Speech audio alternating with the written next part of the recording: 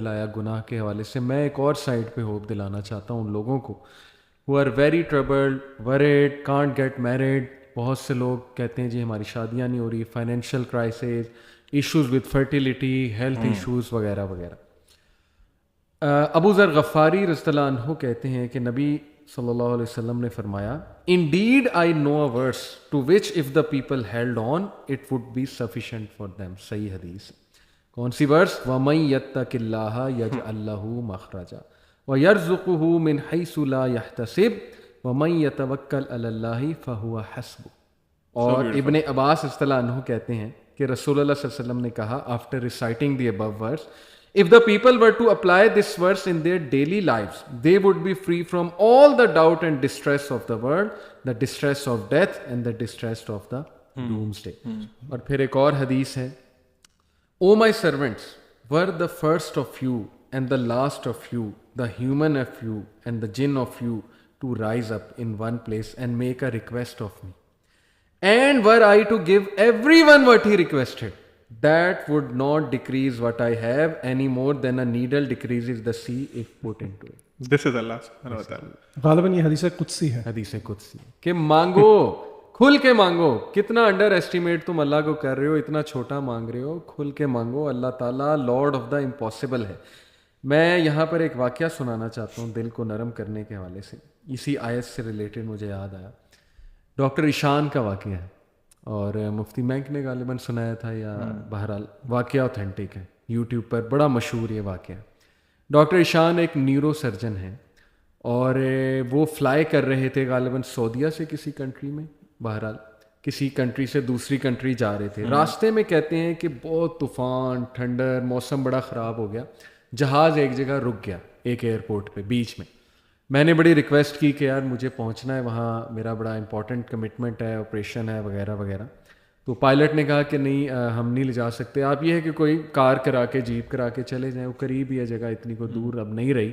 کہتے ٹھیک ہے. ہم نے گاڑی کرائی, گاڑی کرا کے ہم جا رہے ہیں تو طوفان مزید تیز ہو جاتا ہے اور ہم اتفاقاً ایک گھر کے سامنے رکتے ہیں. وہاں پہ میں نوک کرتا ہوں تو ایک بوڑھی اماں باہر نکلتی ہے, بڑی کائنڈ تھی. ہم نے اسے کہا جی ہمیں اندر آنے دیں, بارش بہت ہے, ہم ذرا تھوڑا دیر رک کے چلے جائیں گے. ہم نے اپنے آپ کو فریش کیا. دیکھتے کیا ہیں کہ ایک بچہ زمین پر لیٹا ہوا ہے گدے پر, اور وہ بوڑھی اماں بار بار اس کے سر کو دبا رہی ہے اور بڑا پریشان ہے اس کے بارے میں. کہتے میں نے پوچھا کہ کیا مسئلہ ہے اس بچے کو, تو انہوں نے کہا کہ اس کا کوئی برین کا مسئلہ ہے یا ایسی کوئی پرابلم ہے جو بہت مشکل ہے یہاں کے ڈاکٹرز کے لیے. تو انہوں نے کہا مجھے بتائیں, میں بھی ڈاکٹر ہوں, میرے بڑے واقفیت ہے. تو بوڑھی عورت نے کہا کہ ہاں ہمیں ڈاکٹرز نے ایک بڑے مشہور ڈاکٹر کا نام بتایا, تو لیکن یہ کہ نہ میرے پاس ریسورسز ہیں, نہ میں کوئی مطلب کانٹیکٹ کر سکتی ہوں اس سے. یہ بچہ یتیم بھی ہے, میں اس کی دادی ہوں, اس کی ٹیک کیئر کر رہی ہوں. اس نے کہا مجھے بتائیں, میں اس ڈاکٹر کا پتہ کروں گا. You have been so kind to me. She said کہ ڈاکٹر ایشان. اللہ اکبر. وہ کہتے ہیں کہ اسی وقت مجھے رونا آ گیا. اور انہوں نے کہا کہ آپ کیا مطلب کر رہی تھی, آپ اللہ سے دعائیں کر رہی تھی, کیا تھا ایسا کہ اللہ مجھے یہاں پر لے آئے؟ یہ سیڈ کہ پتہ نہیں, میں تو بس استغفار بہت کرتی تھی, استغفر اللہ استغفر اللہ. اور میں اللہ سے کہتی تھی کہ اللہ ہم تو نہیں جا سکتے, بس کسی طرح تو ذریعہ بنا دے, یہ بچہ تیرے سامنے ہے. تو حدیث ہے نا کہ جو استغفار بہت کرتا ہے اللہ اس کے لیے ایسے ایسے راستے بناتا ہے کہ وہ بندہ سوچ بھی نہیں سکتا. تو اللہ کی فوج کو انڈر ایسٹیمیٹ نہ کریں.